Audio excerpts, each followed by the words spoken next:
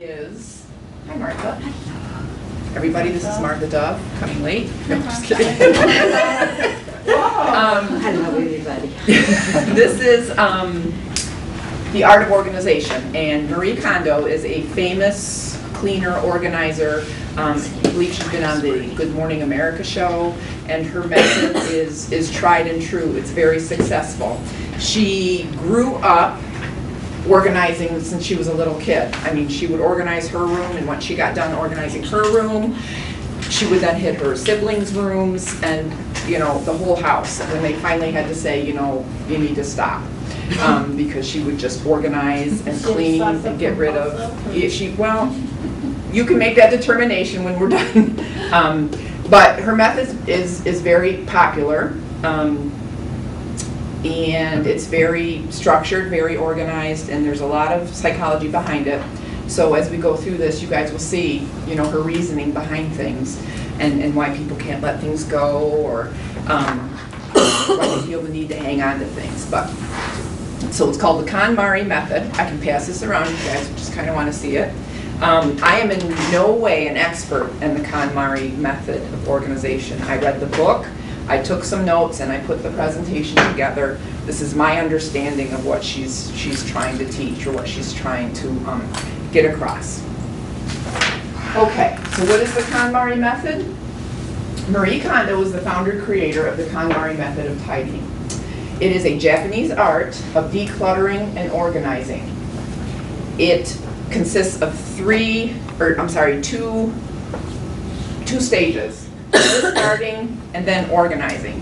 And she's very, very adamant about you doing this all at one time. You make it a marathon, that you don't prolong it for weeks, months, days on end. She wants you to do it all in one marathon. She wants you to categorize items, very nervous. And a common theme with the KonMari Method is asking yourself, do these items bring you joy?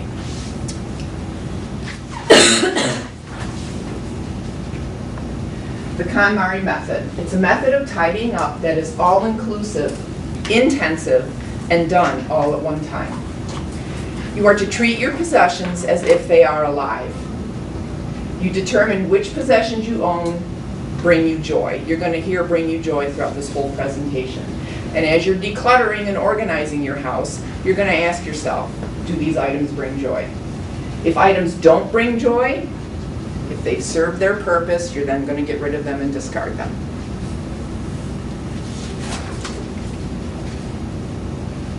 Do's and don'ts, just some basic do's to begin with and some basic don'ts to begin with.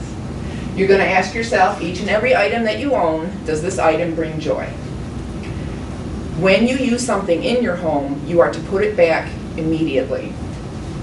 You have to change your way of thinking. So this is a psychological decluttering, okay? She wants you to tidy all in one shot.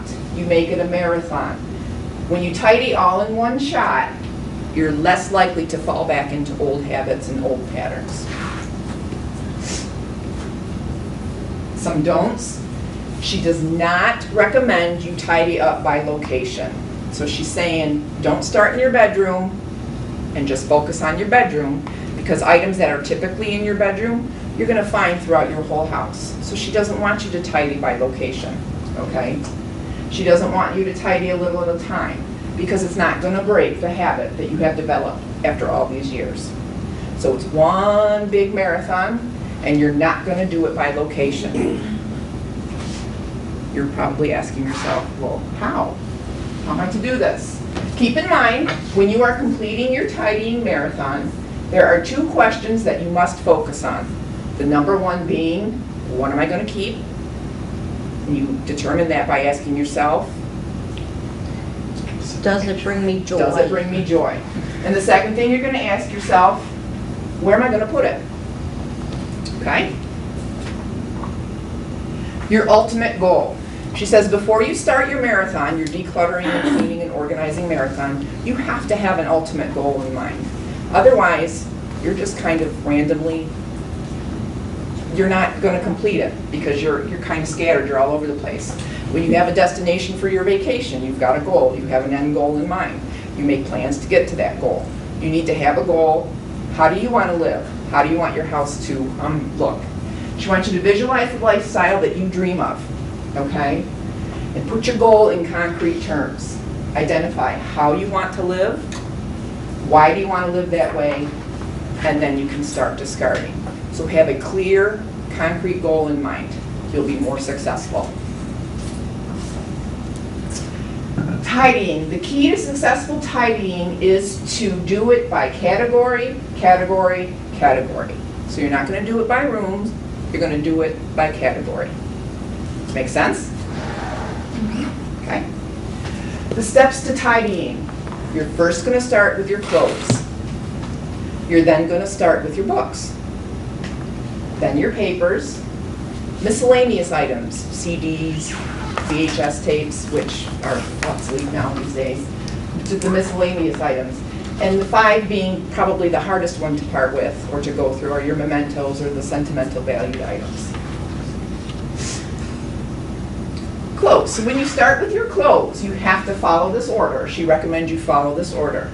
Your tops, your bottoms, your hanging clothes, your undergarments, any bags, accessories, specific event clothing like swimsuits, ball gowns for, you know, the midnight balls that we all go to, and your shoes. Steps to tidying your clothing. You are to gather every piece of clothing that you own, okay? Place it on the floor, on your bed, anywhere. Ensure that you have every item of clothing that you own in that pile. You're going to start with off-season clothing. So if you're going to do this in the summer, you're going to start with your winter clothing. You're going to get rid of clothes that are considered loungewear. And loungewear she defines as those clothes worn only around the house because it impacts your self-image. This decluttering, this cleaning, she really looks at it from a psychological perspective. I'm going to have to just not have any clothes because that's all I wear is loungewear. So I'm in trouble. So please note, once you have everything and you have begun tidying, any item of clothing that you find after you've started, you have to discard. Because it wasn't in your mind to begin with, it wasn't important to you to begin with. Make sense? Then what do? You're going to pick up each item. And you're going to ask yourself, does this spark joy? Okay? Is this article of clothing speaking to your heart? If yes, you keep it. If it's not, you thank the item for serving its purpose, and then you discard it. Okay? You're treating each item as if it were alive. When you've decided to keep the clothes that you want, you're going to fold the proper way. When folding clothes, you fold them in a way where you can see every item. You store things horizontally, not vertically. Okay, so for example, you're pulling out your drawer, and instead of the way I have my clothes currently in my drawer, one shirt is on top of each other, instead of that way, because you're only going to see the top shirt. You know, you're going to forget the other shirts that are down below. You're going to put them this way, so you can see every shirt as it's lined up, kind of like books on a shelf, but you tip them over and you put them in your drawer that way. So you can see every item of clothing, so you don't forget what you have. You're going to put items of the same category side by side. In your closet, you're going to arrange your clothes so that they rise to the right. So your lower hanging clothes are going to be to your left. And then as you look at your closet, it's going to go to the right. You're going to put your heavy clothes on the left, your light clothes on the right. So for example, this is what your closet's going to look like. You're going to have your coats, your dresses, to jackets, to pants, to skirts, to blouses, and then it's going to be heavy to light. Your socks. She would probably have a coronary in my house because my socks are all folded up and put together in a nice big ball. Your clothing is alive. You are to treat your clothing as if it's alive. So she says, don't ball up your stockings, don't tie them up, don't ball them up. Why? Because your socks, your stockings are always in a state of tension. Your socks and your stockings are alive. You ball them up, and you're just making that tense. all day long for them. So not only are they on your feet all day long, but if you ball them up, they're always in a state of tension. She wants you to relax your stockings, to relax your socks, because they're alive and they have feelings. So when you're folding your stockings and your socks, aim to make a simple rectangle. Let your socks breathe. It's different. I know it's a different way of thinking, but it's really psychological. Okay. You're asking yourself, well, what about seasonal clothing? Because I store my seasonal clothing. I put them in another room or I put them in a closet. And she says, don't even store your seasonal clothing. It's actually behind the times to store your seasonal clothing. Keep all your clothes ready to be worn all year round, because you want to be able to see all the clothes that you have at one time. After your clothes, you then go to your books. She categorizes books into 4 different categories. There's general books, those that you read for pleasure. There's practical books, your reference books, your dictionaries. I was going to say encyclopedias, but those are kind of null and void anymore these days too. Any visual books like your photo albums and your magazines.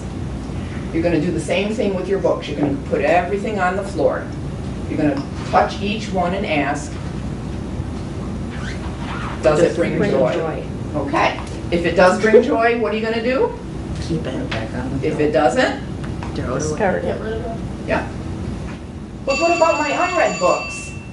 Kaari Method says to get rid of these. Why? Because oftentimes you justify keeping your book. I'm going to read it sometime. But the majority of that time, sometime never comes, and you don't read it. The purpose of an unread book is to show you that you didn't need it to begin with. She's pretty tough, but it's all psychology. That's breaking my heart. I know. Your papers, she categorizes your papers into 3 categories. There's 3 that you keep. Those papers that are currently in use, those papers that are needed for a limited time, and those papers that you must keep for indefinite periods of time. The easy category to start with, the papers that give you absolutely no thrill at all. Your national fuel bill, your national grid bill, your car payment, anything like that. Papers continued. Once you have decided to keep the papers, you must go through them again. This time by papers that need to be saved and papers that need to be dealt with. Okay? What do you do with papers? Any lecture materials that you've hung on to, like the big box of lecture materials and books in my parents' garage, get rid of. Any credit card statements, shred them, chuck them, burn them. You don't need them after you've gotten the needed information, because you can find everything online. Your withdrawal notices from your bank, burn them. You don't need them. Everything you need is online. Any manuals that you might have to operate your microwave, your coffee pot, anything like that, eat them, she says. You don't need them because everything's online. Any greeting cards, discard them if they don't spark joy. Used checkbooks, obliterate them. Once they're done, it's over. All your information's online. Your pay slips, make paper mache out of them. You don't need them. Everything that you need is online. It's on AltiPro, it's on Kronos. You don't need your pay slips. Your miscellaneous items, for example, your CDs, DVDs, skincare products, makeup, accessories, valuables, credit cards, passport, and all that stuff listed there. Hold each of these items one by one and ask, does this float my boat? For presents and gifts, this was really hard for me because I have kept everything that my kids have given me. I've kept most everything, and it's in my hope chest in my bedroom. And for me to actually go through those and do what she's saying causes me great anxiety. But for presents and gifts, the Kaari Method defines presents and gifts as a means for conveying one's feelings. You ask, does the gift spark joy? If it doesn't, thank the gift for fulfilling its purpose. I'm sorry, it's funny. The Thank person you. who gave it to you, she wants you to think about this. The person who gave you that gift doesn't want you to feel guilty out of a sense of obligation to keep it. Kind of makes sense. Very hard, but it makes sense. She wants you to discard all those cosmetic samples that you get, all those electronic packaging, the unidentified coins, any broken appliances, bedding for guests that seldom come, buttons, products from the latest health craze, free novelty goods. You know, you go to those fairs and you pick up all those pens and those keychains and all those novelty goods. Get rid of them. If you do have loose change, she wants you to put it in your wallet, okay? Because that's where loose change goes. Do not put it in a piggy bank, because you know what you're doing? You're putting it somewhere and you're forgetting about it. It's out of sight, out of mind, but it's still there. So she's saying that your loose change in a piggy bank is going to get ignored. The sentimental items. Things to consider. Your memories that are tied to the sentimental items, they won't go away, okay? You cannot live in the past. You have your memories, but you can't live in the past. Again, pick it up and ask yourself, does this spark joy? Do not use the send it to mom and dad's house, because all you're doing is you're putting that responsibility, you're neglecting it. You're not dealing with it. What happens when you are the mom and dad's house? Then you tell them no. Yeah, you tell them no. So you're just sending your responsibility over to your parents' house. You're avoiding the responsibility of actually going through and determining whether the item sparks joy. Are you guys uncomfortable with this method yet? Because I tell you what, I really was. I really am still. For your photos, she wants you to gather all of your photos, even the albums, and she wants you to put them in one location. Touch each photo, asking the $1 million question. Does it bring me joy? Does it spark joy? Use your feelings as your standard.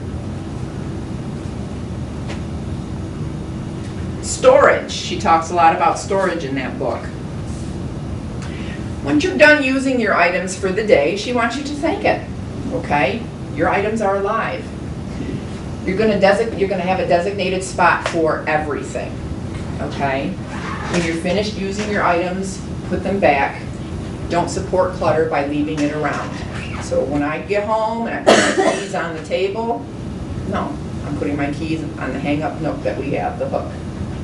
Storage should be simple, and don't scatter your storage places. You have one area of storage. Make that storage place kind of your sanctuary. Make it your own. Decorate your storage space as you like. So don't have a storage space in your bedroom and one in your kitchen and one in your living room and one in your bathroom. You're going to have storage space, one storage space. Okay? Important. Every night when you get home from work or when you get home from doing what you're doing, you're to empty out your purse, your bag, and your briefcase. Because every item in there has served its purpose and you want to put it back. You don't want to support clutter. Because if you just leave it in the briefcase, then that's just going to lead back to your old habits. Okay, I'm just going to leave my keys on the floor. I'm just going to leave this on the floor, okay?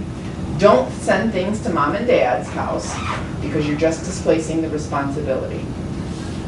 If you use something, make sure you put it back. You guys are awfully quiet. Any questions so far? Does this make sense to you? Can you see the psychology behind it? Okay.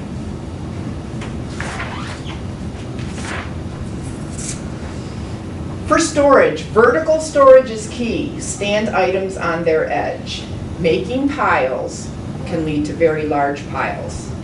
And it makes it very difficult to see what's underneath the increased volume of storage space as it collects vertically. Also, those on the bottom of the piles take a beating. They also disappear, and you forget that you have them because you can't see them. Make sense? Store bags inside of bags. So if you've got a gym bag and you've got a lunch bag, you put all the bags together, similar items together. Put the bags inside of bags. Leave straps and handles out so you can see what's in the bag. Don't leave items in the sink, the bathtub, or the tub. Wipe them down and put them away. So the shower at my house, which has the shampoo and the conditioner on the floor and the body wash on the shelf, once we're done using that, she wants us to dry them off, put them away. There should be nothing in your shower, nothing on your bathtub. Don't leave spices and oils on the counter. Put them away after use. So she's trying to get you guys and us into the habit of putting things away once we've used them. Some little tidbits. If you buy new clothes, once you get them home, she wants you to unpack them and remove the tags. That way the clothing officially becomes yours. Treat your items as if they are alive. Thank them for their purpose if you're going to discard them.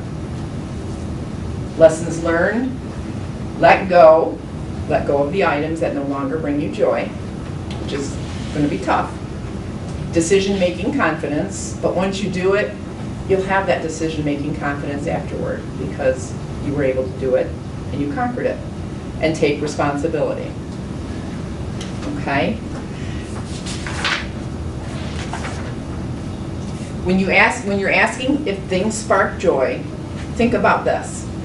This is what I got out of it. If you are hesitant about getting rid of something, ask yourself, by hanging on to this, am I living in the past or am I afraid to go out into the future?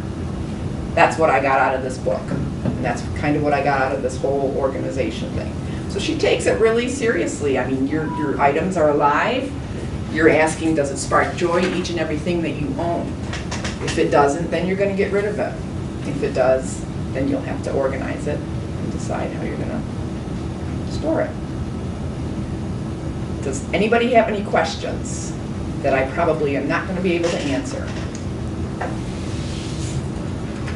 Y'all feeling really uncomfortable with this method of decluttering?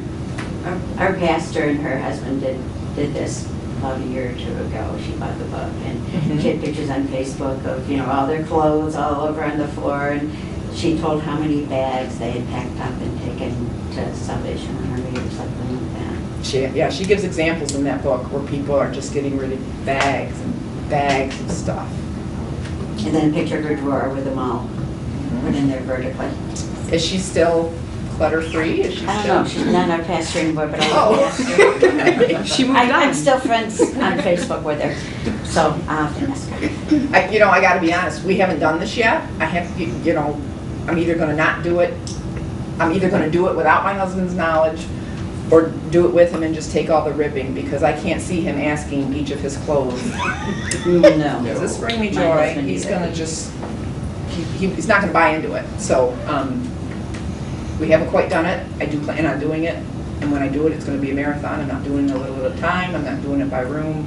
It's kind of exciting. It sounds kind of exciting, like how much How much do you want to how live much in of the my stuff am I past? just She carrying kind of around? wants to have one big yard sale, but just get rid of everything. Just get rid of everything. Just it does like- not spark joy. Don't try to think about who to give it to, just give it over. Just give She it also over. talks about, too, when you're in the midst of doing this, don't let your family see that you're doing it, because they're going to come in and say, oh, I'll use that, or I'll use that. So then that responsibility is now displaced onto them. And it just, Yeah, so don't give it to anybody else. she's really into the psychology of letting things go. I mean, really, really, if you read the book, it's really a psychological thing. Do you want to hang on to things because you want to be in the past? Do you want to hang on to things because you don't want to go into the future? How do you want to live? Put it into concrete terms, and then start your decluttering. That book we have over in the health coaches and the Stars Wellness office, if you guys want to read through it.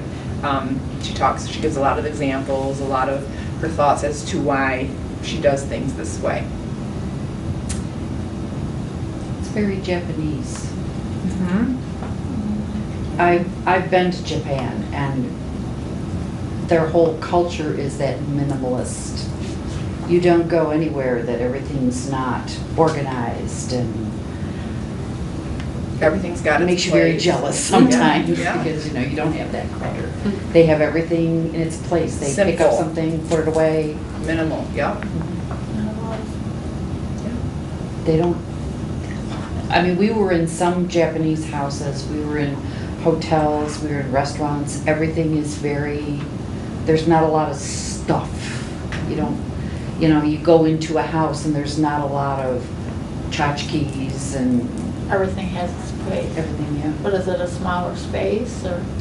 Well, that's, I think a lot of it is because, I mean, we were in Tokyo and the surrounding areas, and you are dealing with, you know, you'd have a family of 4 living in a house that's about the size of this room, so you have, you know, and there'd be like 4 or 5 rooms, so everything is very minimalist. Love it. Don't come to my house. Me neither. I mean, my marathon's gonna take a long time. Me too. But I think once I do it, you just I do too. Just feel how refreshed you'd be, you know, knowing that you've gone through everything, gotten rid of stuff. Clothes, that's the thing. The clothes, that's what I'm The getting clothes is caught up daunting. to. It's like, It would take me 3 days if I put all. And I wear the Just same my damn clothes. thing every day, you know? And they organize it. But have a Did they have huge any clothes closet. around? A lot of things with her is to keep it visible, because if you don't keep it visible, you're gonna forget about it, and it's just gonna become clutter. Yeah. I still have True. my nursing school It's true. uniform. It's 45 years old. But that's cool. You never If you know. guys wanna borrow the book, you know, just give me a call and we'll lend it out, and, yeah, she's pretty well known, and actually, a couple of weeks ago, I was so excited because there was a question on Jeopardy about the fine art of decluttering, what was it called, and I knew it, and they all looked at me like, and I said, hey, it sparks joy, that's all you gotta know. So, that's it. Well, thank you very That was much. great.